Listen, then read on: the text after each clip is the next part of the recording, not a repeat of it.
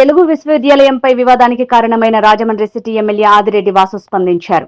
ఇప్పటికే బడ్జెట్లో కూడా నిధులు కేటాయించాం తెలుగు భాషను సంరక్షించుకోవడానికి. అవన్నీ కూడా సంరక్షించుకునే భాగంలో ఒక తెలుగు యూనివర్సిటీ రాజరాజ నరేంద్రుడు పరిపాలించిన రాజమహేంద్రవరంలో రావడం అన్నది ఎంతో గర్వకారణంగా ఉంది.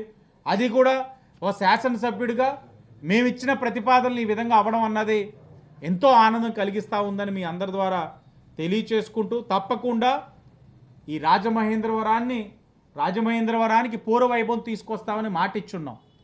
ఏదైతే ఒక సంస్కృతి సాంప్రదాయంతో ఇక్కడికి ఈ నగరానికి ఒక చరిత్ర ఉందో భ్రష్టు పట్టించారో అవంతా కూడా తొలగిపోయే విధంగా పూర్వవైభవం తీసుకొస్తామని ఎన్నికల ముందు హామీ ఇచ్చున్నాం.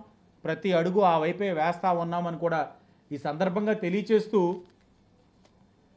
మా నాయకుడు ఎంత గొప్పవాడంటే లోకేష్ గారు అంటే గతంలో ముఖ్యమంత్రిగా ఉన్నారు, ఉప ముఖ్యమంత్రి, ప్రస్తుతం శాసనసభ్యుడు అనుకోండి. ఆయనకి ఈయనకి మధ్యన వ్యత్యాస.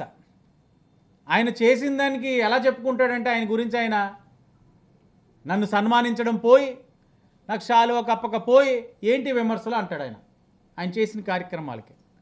కానీ మా నాయకుడు లోకేష్ గారు ఏం చెప్పారు, రాజమండ్రి ప్రజలందరూ కూడా ప్రజల తరపున మీకు ధన్యవాదాలు అన్నా అని అంటుంటే పాలాభిషేకాలు ఉండకూడదు, ఈ ఆర్భాటాలు ఏమీ వద్దు, కూటమి సాధించిన విజయాన్ని ప్రజల్లోకి తీసుకెళ్ళండి, ప్రజలకి తెలియచేయండి.